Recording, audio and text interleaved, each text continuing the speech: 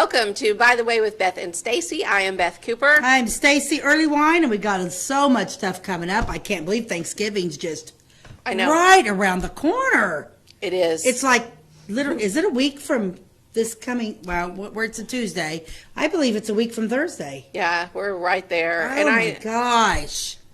I know it's the same conversation all the time with us, like how fast time goes. But November goes by so fast. But I have been like savoring my November because you guys know it's my favorite month, and I love the darkness. See, most people, I love everything. See, about most people do like a funny no shave November because they don't shave their legs or something like that. Beth is a no commitment November. I make no commitments. I say no to everything. You want to go do this? No. You want to help me with this? No. Nope. I don't want to do anything. So here's what I've been doing instead. What? I've been staying at home. I've been cooking meals for my family and doing like my favorite fall recipes. I've been sewing at night, and I'm making a beautiful new Christmas quilt that I am super duper excited about. And I have been watching all my favorite shows. Do you have your favorite shows that are your fall shows that are on? Like Matlock has a new season 2. If you guys watch Matlock, it's so good. With Kathy Bates. I like it, yeah. So good. Love that show. So I'm on season 2 of that. Landman just started. I haven't started yet. I didn't watch it this week. Did you watch it? Yeah. I love just started Landman. season 2 on that. Ghosts. I love the show Ghosts. I'm watching their new season. I think it's like season 5 or something now. It's awesome. And I like Tulsa King with Sylvester Stallone. Oh, okay. I haven't watched I'm waiting that for one. Outlander to come back. We got to get the last season of Outlander coming in, and I do Landman, but I didn't watch it last night. I don't know why. I don't know why I didn't watch it. I don't know why I didn't do anything. Yeah. I don't know. Yeah, but anyway, so that's my very relaxing, very happy November. I'm at my happiest. I feel good. My body feels better. Like I don't like the heat, and I'm a happy camper right now. She does like the weather. So I'm savoring it. You guys can moan and groan all you want, but I am gonna like it. Yep. Well, you're liking today because it's dark and gloomy today. Dark and gloomy. I don't mind dark and gloomy days if I don't have anything to do. Because if I have things to do, I don't want to get up out of bed. But I have been making myself go to bed early. I've been like pushing it and staying up later, and I did catch up on some sleep. I've been going to bed a couple nights ago. Like I literally even went to bed like at 9:30 because I was like totally. I'm one of those type people that whenever I start, I'm a 9-hour sleeper. So, and I'm saying, even if I get 7.5, 8 hours, I still don't function right. I like 9 hours of sleep. I do too. And I'll get sick. I will get sick. If my body gets tired, I don't. Now my husband, he can go and go and go and go and go and go and go and go and go, and it doesn't affect him. But boy, it'll take me down. Yeah. I've been that way since I was a child. Yeah, I'm the same way. Yeah. But I do feel like I go in spurts where I might have a whole week or maybe 2 weeks where I stay up late and I do fine. But then it all comes crashing down, and then for a whole week I got to go to bed early because I've been overdoing it. Yeah. But, I know. Everything's going really well. We're in the middle of the children's play, which is going pretty good. And the madrigal we're very excited about coming up. I've had a lot of people say, I don't know what a madrigal is. Yeah, I've had a few. I had some people like, oh yeah, I've heard of madrigals, and then I've had to explain it to a lot of people. Yeah, so is it like a medieval themed meal and singing, but also acting? It's kind of like a musical. It's kind of like you go to medieval times and you're eating a great meal and there's performance around you, but it's Christmas. Yeah. Yeah, we have got to get that. Yeah, I sent everything over. We're actually going to record a commercial today, which will help on W1OI. I am going to go, and I've made up my mind. I'm going to go get like 5 just to put them around the madrigal, because that seems to really be those signs. Those signs around town have been huge for the last few events. Yes. People are noticing them, but I'm getting so many people messaging me about the madrigal and stopping in, so I really need tickets at the theater. So I need to do that so I can just start jotting down. Yeah, names. just as long as you have a list, that's fine. Okay. They don't have to have a paper ticket to get in. We'll just we have a list of the same way with Eventbrite. People buy their ticket on Eventbrite. They don't need to print that out. I'll have Eventbrite pulled up. It'll give me a list of everyone that's purchased, and the tickets are selling, and there are limited seating. So if you're interested in going, you need to get your tickets. So Eventbrite.com. or you can stop by Cutting Up Wednesday through Friday and see Stacey. Or if you see either Stacey or I out and about, you can pay us and we'll add your name to the list. Yep. And you are good to go. So again, that date is December 13th. The meal is at 6. The doors open at 5:30. And it is so fun. I'm really looking forward to the Madrigal. Really, I am too. really, really This looking team forward. from Palestine that is going to perform it is amazing. We've went over to Palestine and watched it in another years past, and it's such a good performance. Yeah, it's going to be, the theater decorates beautifully. The food's going to be good. Flora is lucky to have this coming. Yeah, and, we've never had one here before, yeah. so we really want to make it something special because they are coming from Palestine, and we really want to push it. So I have sent flyers to the churches in town, the big churches, Christ Church, FCC, First Church of Flora, and the Methodist Church. So yeah, I'm hoping all the preachers are going to announce that. We're getting the commercial, and I'm going to go to down the street and get some signs made to put around town. Yep, So yep. I'm excited about it. It's going to be awesome. And then sooner or later, we're going to have to get myself out in the woods and start. It's a good thing that you didn't say no December, because we're going to be going out in the woods with our saw. That's right. December, I can't say no to everything because there's too many things I like to do in December. So I'm back to being active in December.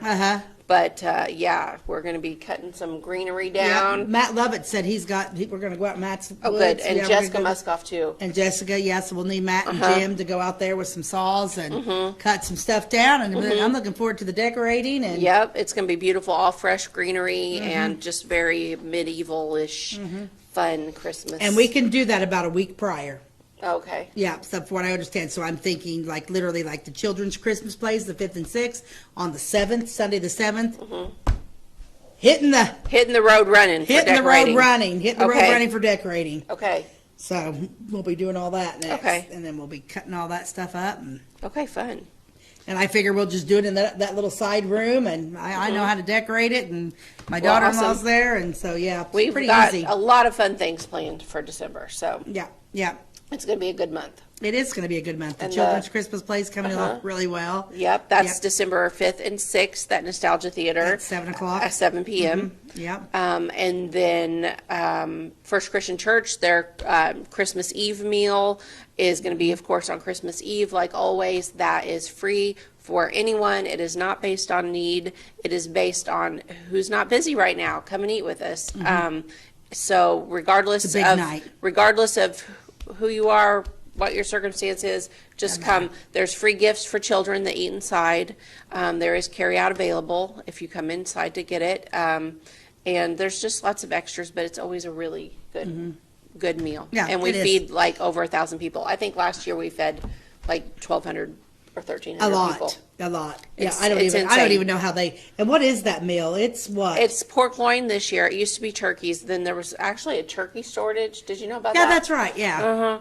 Anyway, we switched to pork loin. It works out a little bit better. But then we have mashed potatoes and green beans and roll and Dressing. dessert and dressing. Is there dressing? Oh, yeah, Yum. there's dressing. That's Yes, my favorite thing. That's my favorite thing, too. And, I usually am in the kitchen from early that morning until late that evening. And the smells and the feel and the watching the stuffing get all cooked. I mean, it's so it's just like the holidays are here. I know. It's real. It's real. real. It makes real. me so happy. So Did you get your front porch? I know your front porch. my front porch decorations. You want to talk about that for a minute? I do wanna No, talk I'm a little about that fired for a up minute. about that. So let's talk about Because it. didn't say you put them up and then the wind took them down, right? Yes, they did. Bummer. That's making a long story short.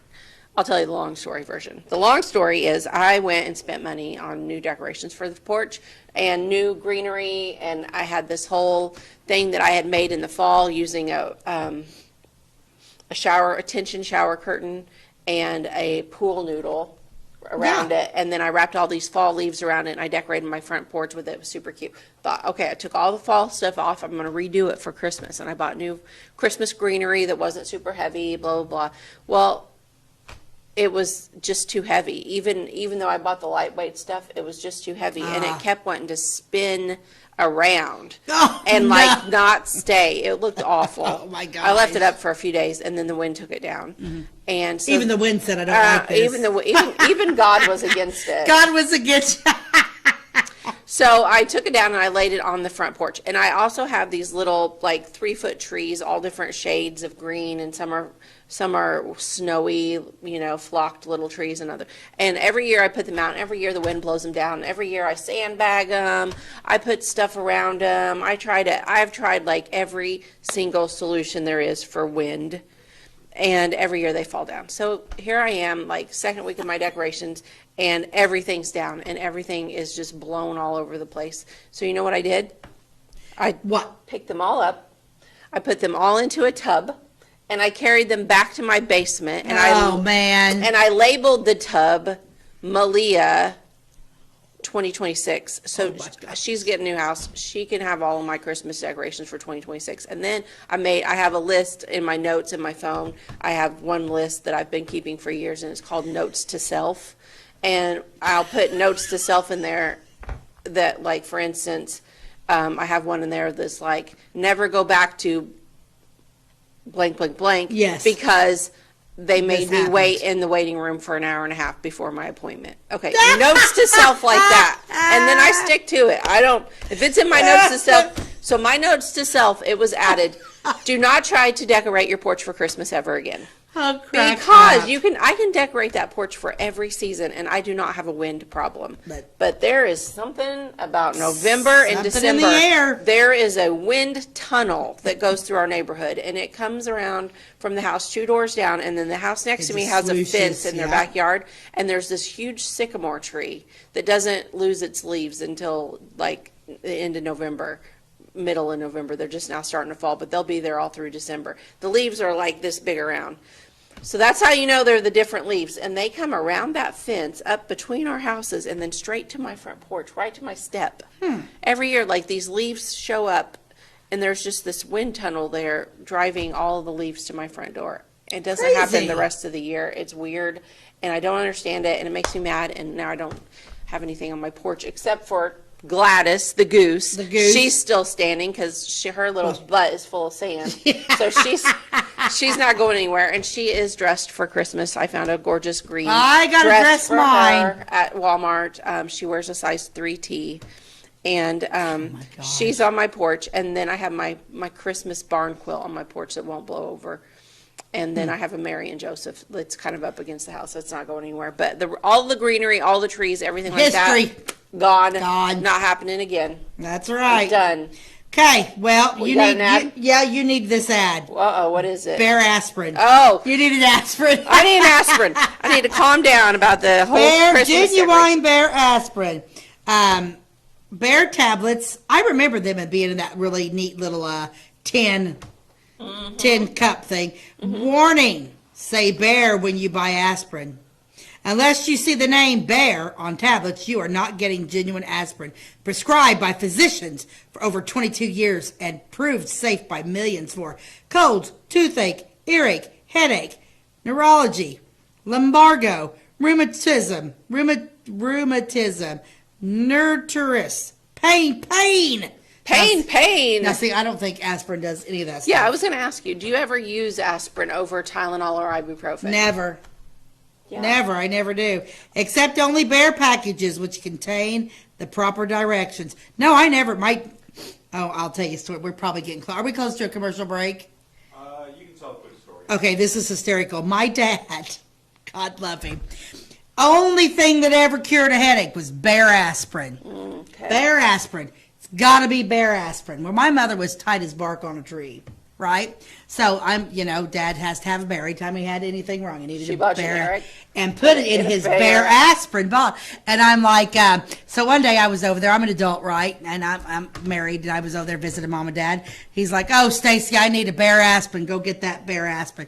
So I went in there, and I pulled it out. I'm like thinking, I pulled out where they were always at, and I put it up. I said, Mom, man, this bottle's, she was like, and I said, what? And she says, I put the generic aspirin in that Bear bottom. Your dad, in that Bear bottle.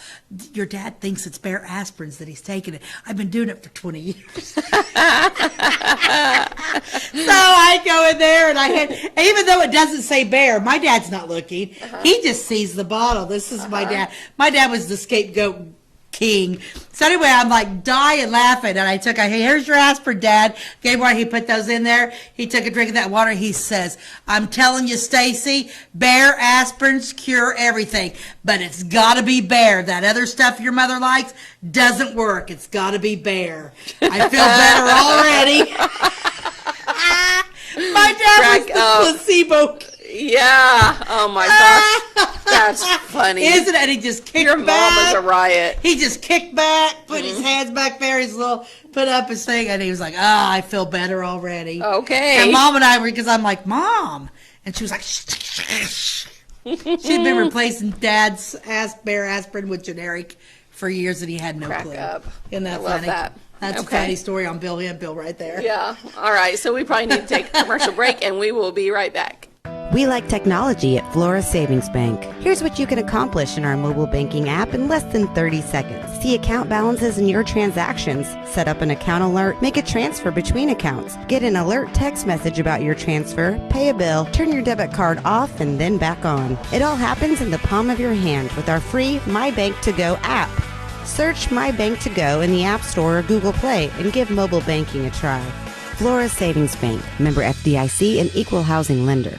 My name is Robin Stanford. I own Stanford Marketing. It's a promotional products business along with an embroidery business. And we do custom hats, t-shirts, anything, you name it, we can make it. People like that we do stuff in-house and we can actually make things here and that we're not contracting the work out to other places. We never say no. We always try to find a way to do it. If anybody can do it, we can do it. We are hardworking women, that is for sure.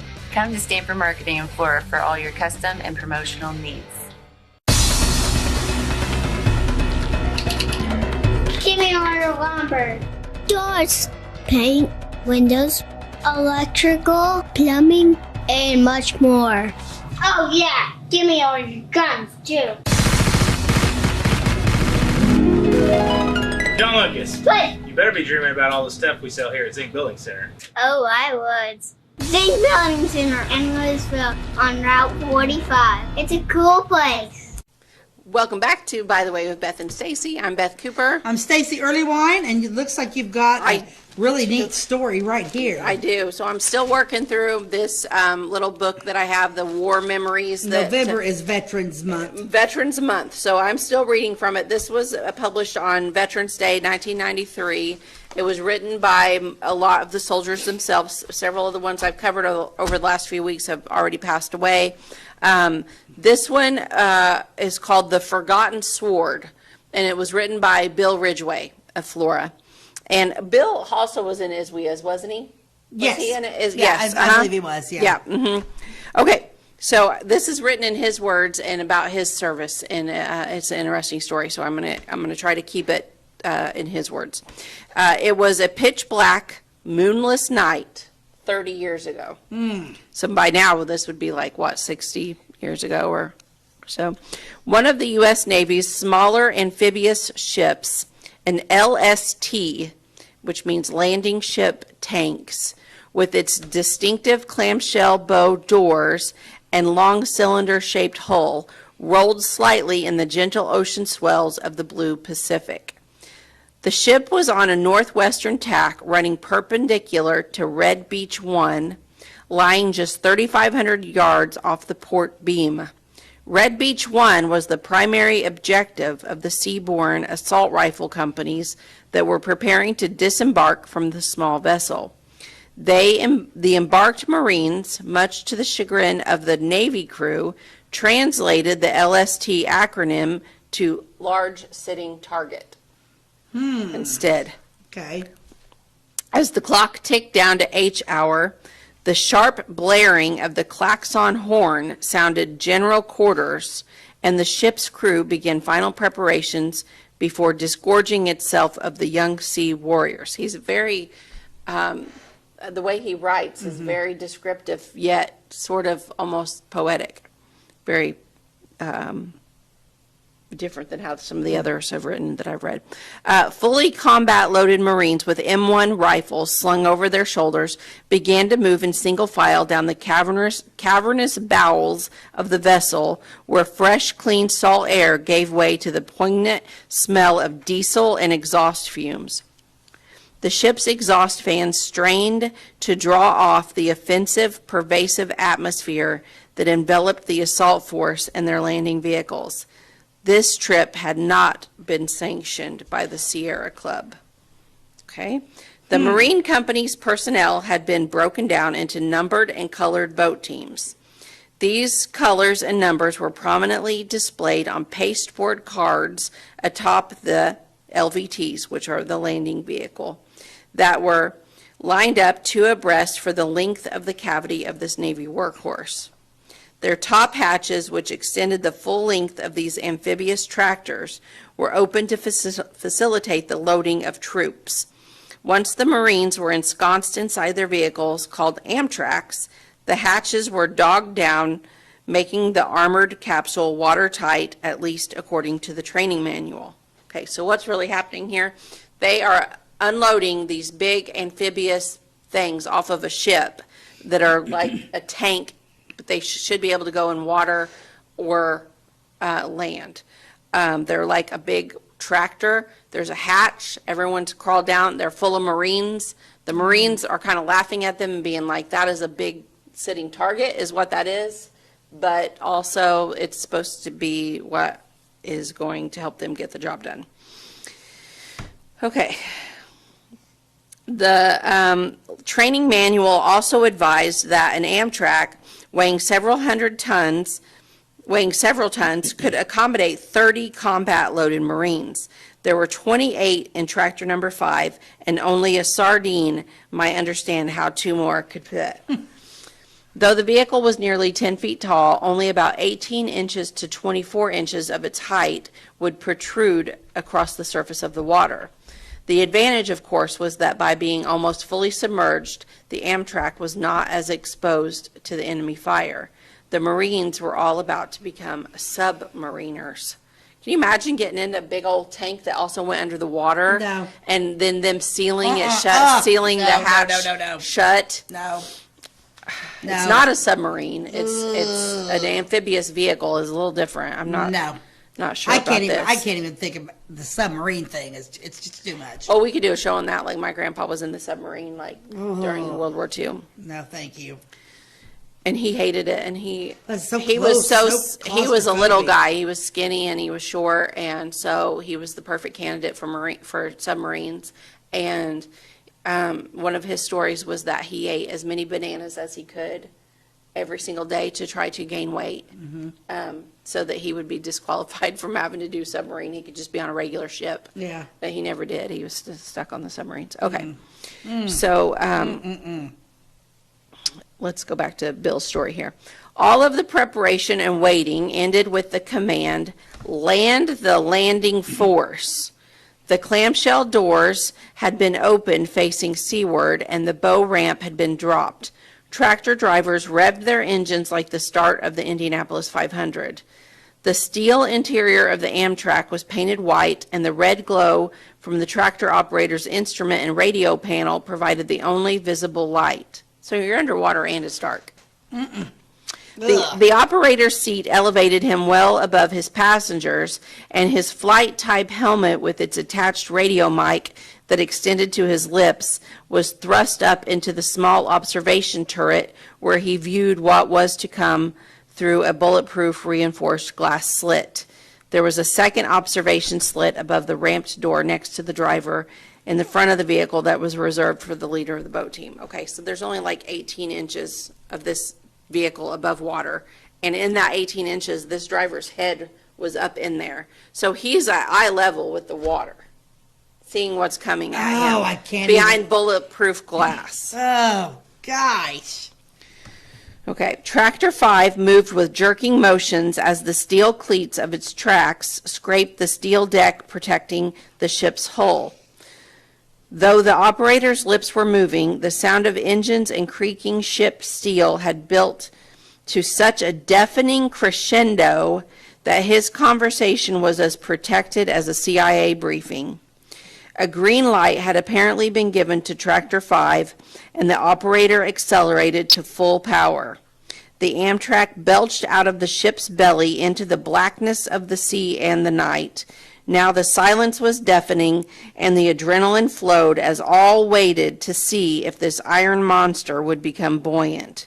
If it didn't, the escape procedure was simple. Wait until the tractor settles on the bottom of the ocean floor, then open the appropriate valves to allow the vehicle to fill with water, which will equalize the pressure. This will permit you to open both the ramp door and the top hatches. So if you start to go down, just go ahead and hit the bottom of the ocean floor and then wait until, open the valves and then let the thing fill up with water so that the pressure is equalized, and then open the door. Yeah, no. A small bubble of air will be trapped in the top of the tractor, which the occupants can breathe prior to opening the hatch. Have everyone take a final deep breath, pop the hatch, and swim for the surface. This is not a good place for the claustrophobic.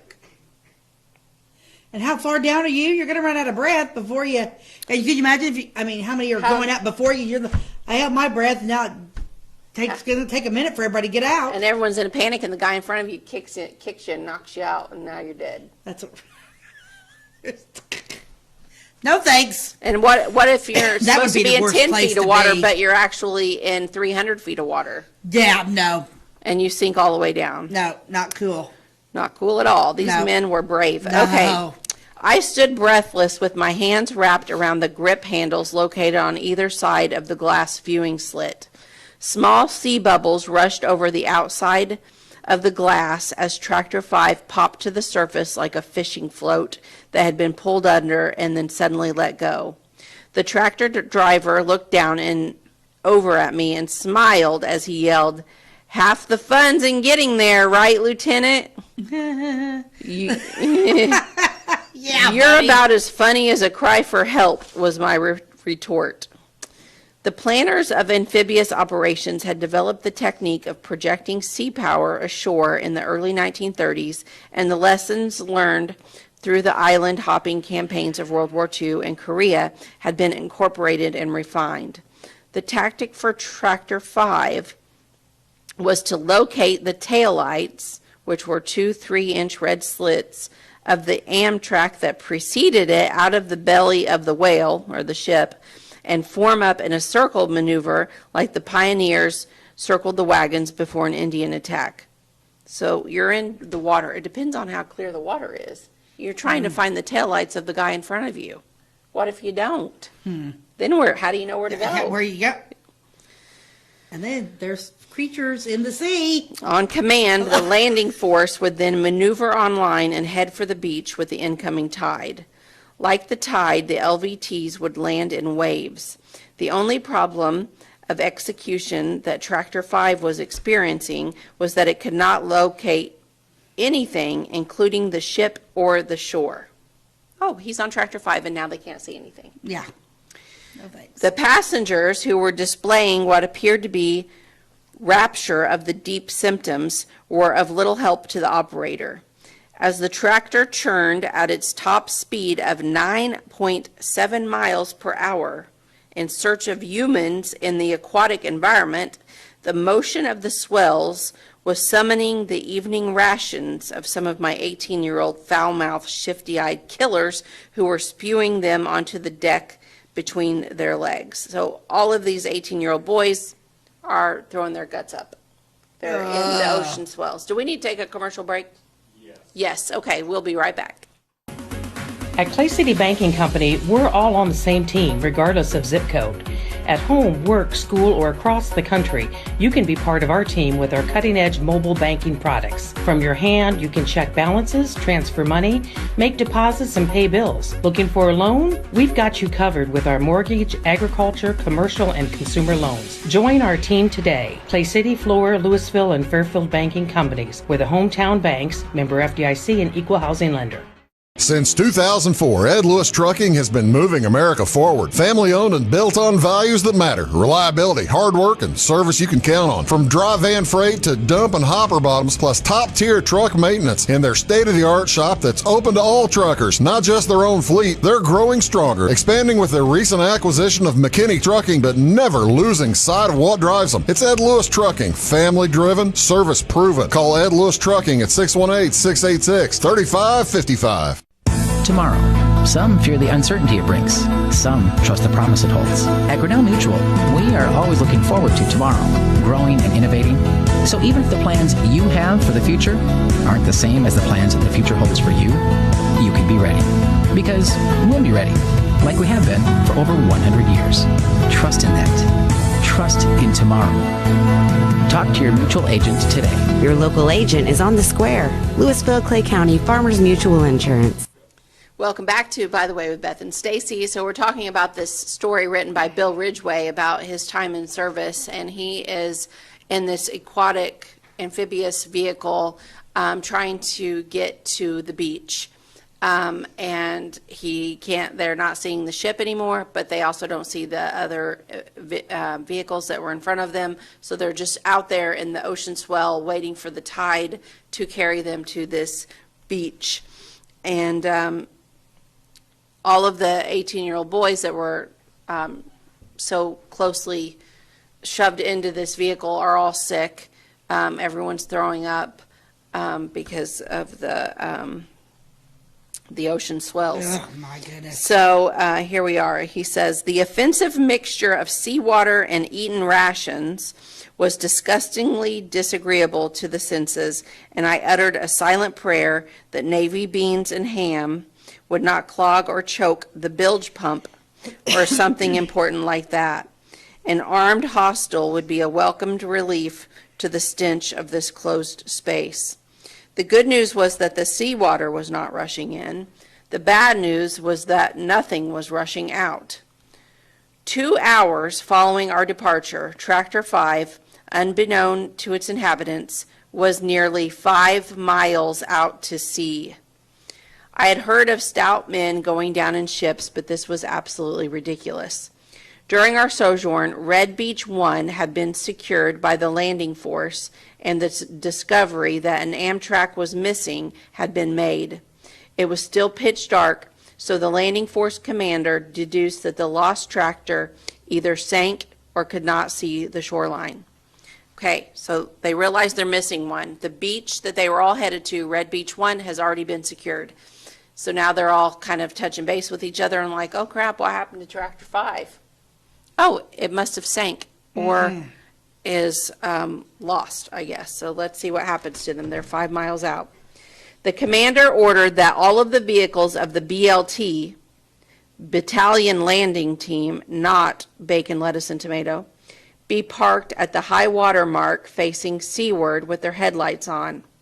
The resulting illumination struck the retina of the tractor operator's eye, and he could not have been happier if Mom had left the porch light on for him.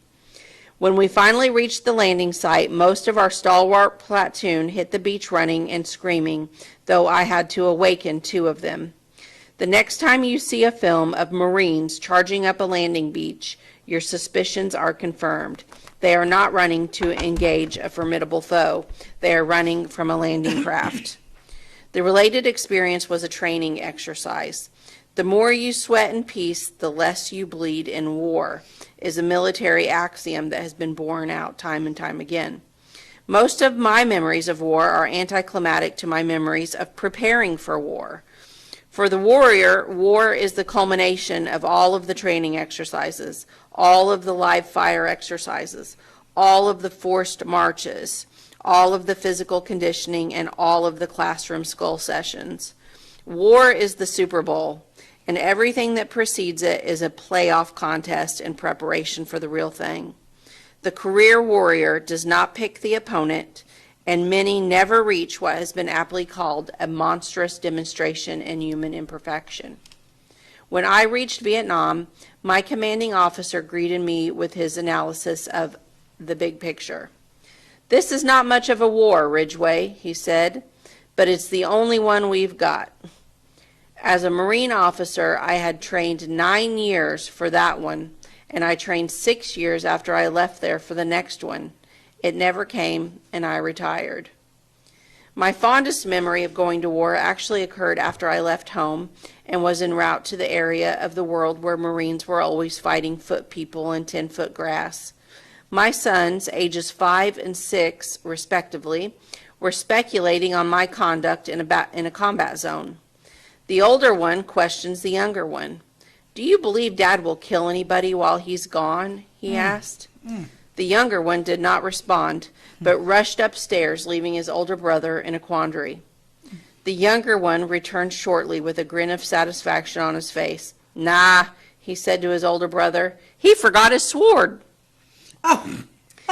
As I relate the memory, I'm looking at that sword which is sheathed and standing obscurely in the corner of the room. Like most veterans who reminisce about shots fired in anger on this Veterans Day, I pray for the day when all swords will be beat into plowshares. Okay, so that whole thing where he was on that amphibious thing, that was just a training exercise before going to Vietnam. Oh, That wasn't my. actually during wartime. So can you imagine being stuck in that No. vehicle, being swept 5 miles out to sea, and everyone around you's puking, you don't know if you're going to get out? No, I can't do The that. whole thing is horrible. These men, and women, what they go through and have done and served our country in the past is really outstanding, and I'm thankful for truly each and every is. one of them. It truly Yeah, is. this- I can't. This But little the paper submarine, was a great the resource. water, underwater, Yeah, that's a. that's a little bit. Oh yeah. To me, that's.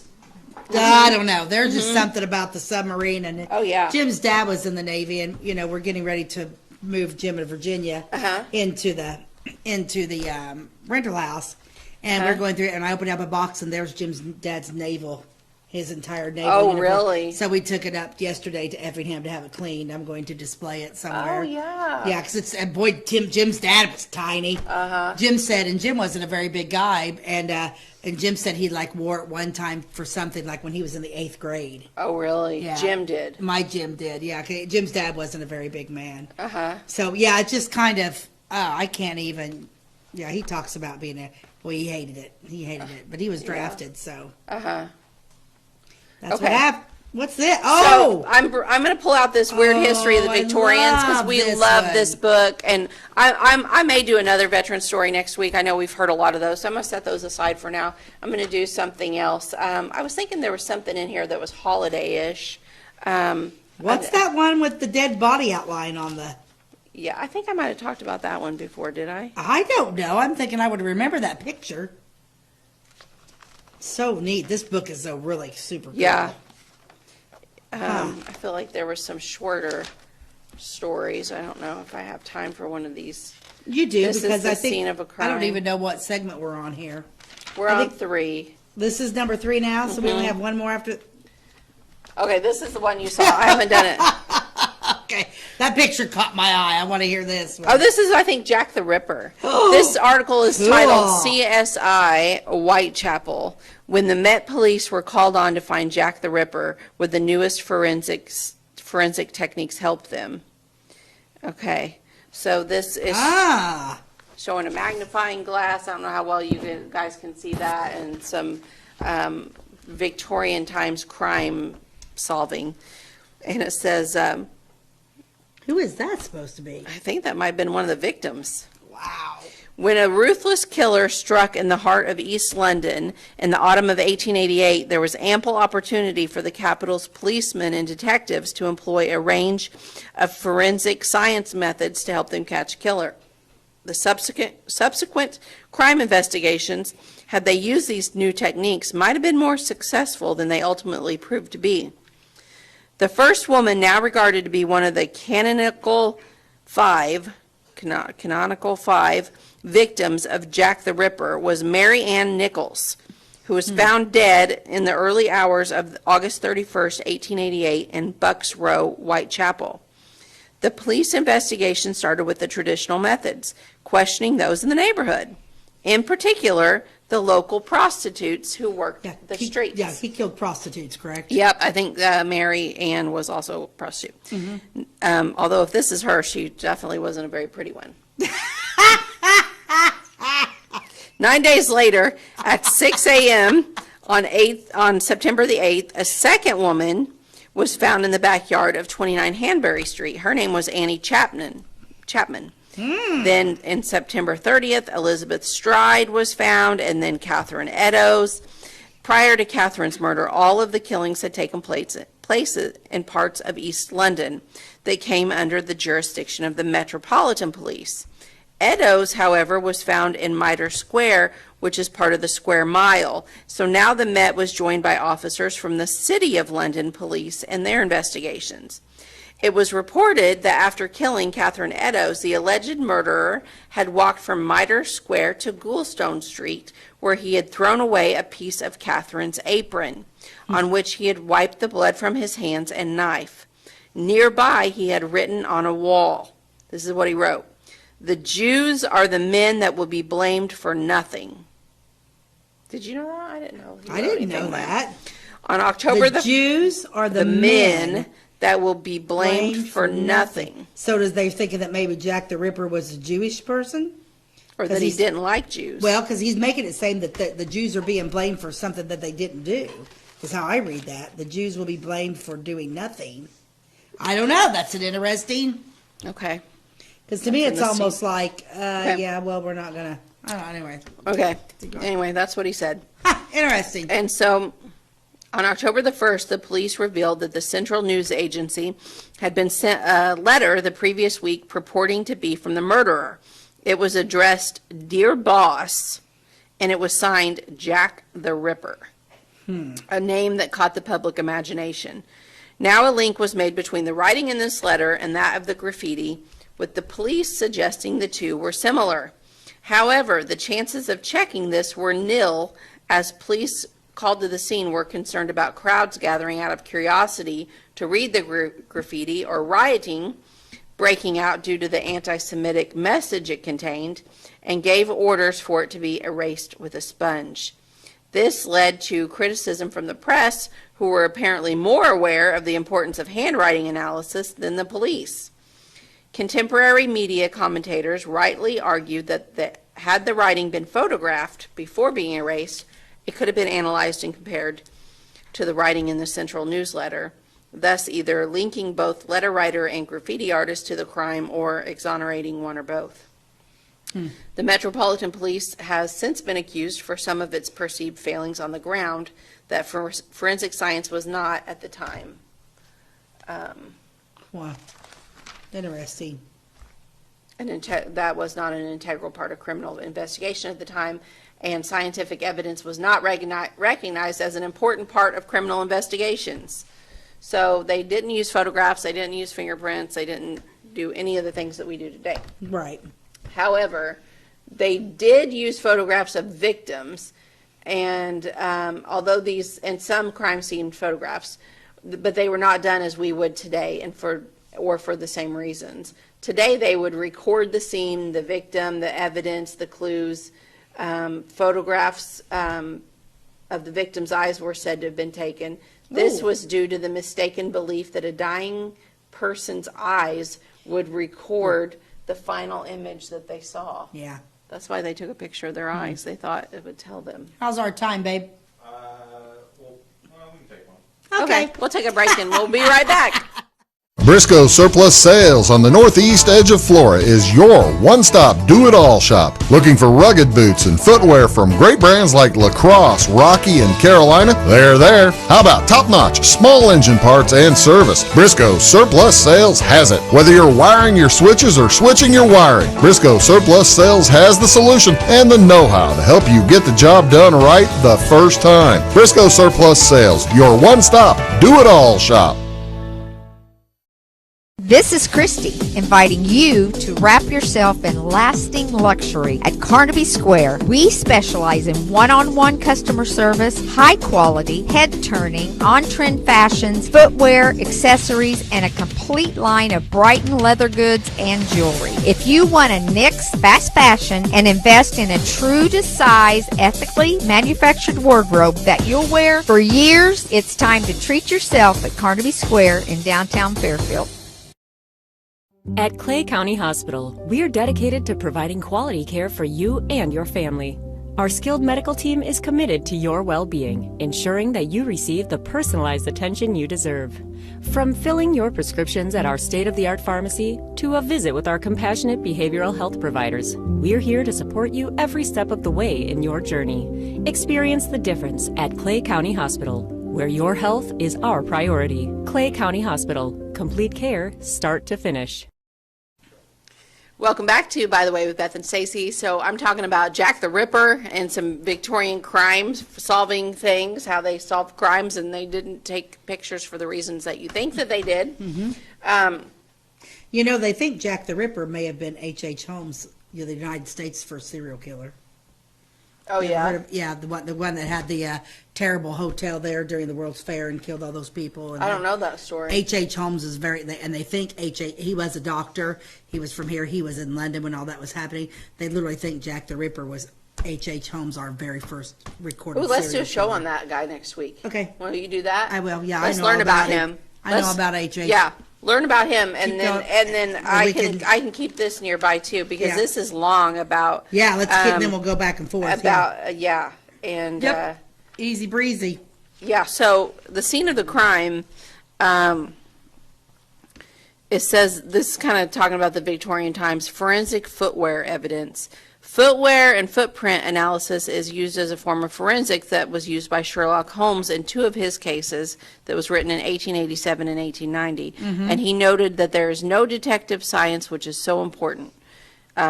So footwear was something that they did use in that time period. Was checking for footprints. They at least had that part down. Talking about handwriting, they kind of started researching that and following some patterns, but Handwriting started coming into play, huh? kind of, but most police departments didn't have a lot of faith in it. Like just Okay. like with this victim and this story where he wrote that, they erased it off the wall. They didn't want any riots or anything, so they erased all of it. Oh, they didn't shoot. even take pictures of They it. didn't They take just erased pictures. it all. Yeah. And it was like that could have been used in helping to convict someone Oh, or helping yeah. to, nope. It makes you wonder if did they keep any DNA or anything over on Jack the Ripper? I mean, because everything's changed, but probably not. Continue on. Okay, so then it talks about poisons and toxicology. It says murdering somebody by arsenic was a common way to commit a murder in the 19th century. Okay. For a long time, arsenic went undetected inside the body, so they believed you could poison him with arsenic and no one would ever find it. But we know Okay. that's not true, That's because not we've true, done yeah. there was a poisoning arsenic case with Bible, Essie Bible. Yeah, that's right. However, by the 1850s, postmortems could find arsenic grains in murder victims' stomachs. In 1888, a military surgeon, Philip Eustace Cross, was hanged in Cork for murdering his wife Mary. The crime was detected only after Mary's body was exhumed and an examination showed symptoms of arsenic poisoning. So he poisoned his wife, she died, they buried her, blah, blah, blah. He got off, like everyone was like, oh, poor guy. And then actually they were later like, oh, you know what? We can find arsenic in stomachs now. Let's pull her up and just double check that. And lo and behold, she had been poisoned. He did kill her. So then he was hanged for it later. Okay. He thought he got off scotch-free. But he didn't. But he didn't. Karma came back for him. Bullet matching, that's something that we do today. It says back in 1835, the Metropolitan Police located the purchaser of a bullet by looking at the flaws in that bullet and then finding the mold used to make it. It was also found that tiny marks or flaws in bullets could help locate the gun barrel whose bullets had come from. But it was still difficult to confirm these facts, though, and it was not until 1926 that bullet matching could be used as evidence in court trials. So they were starting to catch on to some of these things, but not all of them. Clothing analysis. The analysis of clothing or footwear can reveal fibers transferred from one individual to another. For example, looking at mud and other substances in the tread of the footwear, or even traces of blood or saliva, can help identify a victim or suspect. This type of analysis was popularized by Edmond Locard in France, but it has since become a fundamental part of forensic scientists' work. So they're, the Victorian times, they were just on the verge of starting to figure. And I think if the Jack the Ripper would have come along just a little bit later, 10 years later, they might have nailed the guy. They might have nailed him. Yeah. It was just right there where it's things crazy were that changing. That's still. Fingerprint analysis. In 1892, the first ever fingerprint bureau opened in Argentina after a notorious murder case where the murderer was identified by a bloody fingerprint. Sir William Herschel used fingerprints to identify individuals in India, but in the UK, Francis Galton was at the forefront of fingerprint analysis. One man convicted of burglary following successful fingerprint analysis was William Brown, who robbed a shop in London but left his prints on a window. And then the other thing that they moved forward with, and we're finally starting to figure out, is blood type. Yes. Given that blood can often be left at a crime scene, it is not surprising that it is a valuable form of evidence. In the 1860s, spectrum analysis was used to locate blood stains, and other processes were developed in the 1880s. In 1900, the blood groups A, B, and O were identified, and so led the way for blood type analysis, whereby blood left at a scene could be identified as the victim or the suspect. So, wow. Yeah. Back to the Jack the Ripper. He did write a really long letter in 1855. Ripper did? Yeah. Dear boss, I keep on hearing the police have caught me, but they fix. They look to. It's hard. They look so clever and talk about being on the right track. That joke about leather apron gave me real fits. His handwriting's really hard. Yeah. Well, it's tiny. How can you even see it in the first place? I am down on whore's word, and I shan't quit. Can I say that on television? Well, you did. And I shan't quit ripping them till I do get buckled grand work. The last Oh, my job. goodness. I gave the lady no time to squeal.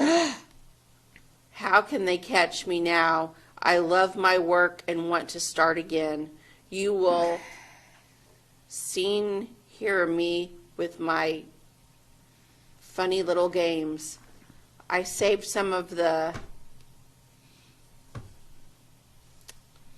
I don't know what he's saying there. Something on a ginger beer bottle over the last job to write with, but it went thick like glue, and I can't use it. Then he makes a joke about it, but it's, wow, that's crazy. yeah, I wish they had that letter printed where I could read it better instead of his handwriting. But yeah, I mean, he was a pretty cocky guy. He didn't think he was going to get caught at all. He was writing letters to the police and saying, this is a funny joke. Like, you guys trying to catch me. I heard you're close. That's hilarious. Yeah. Huh. How much Wow. time do we have? About 5 minutes. Oh, okay. Wow, that is crazy. That picture. Yeah, this is. Some of these. Yeah, next week when we continue this on, when I pull up the HH, Yeah, this is a picture of them trying to take a mugshot of a suspect, not the Jack the Ripper crime, but a different Yeah. one. They would avoid having their mugshots taken because they thought that the cameras would pick up the story in their eyes. So they had to like forcefully hold their head back to get their. Isn't that so interesting? Huh. So surviving photographs from the time include mortuary photographs of 4 victims, as well as images of the final victim, Mary Jane Kelly's body in her bed. Other victims had been found outside in the East London streets, and police had been keen to move their bodies as soon as possible to prevent onlookers gawping or panic setting in, although drawings were made of where Catherine Eddowes was murdered.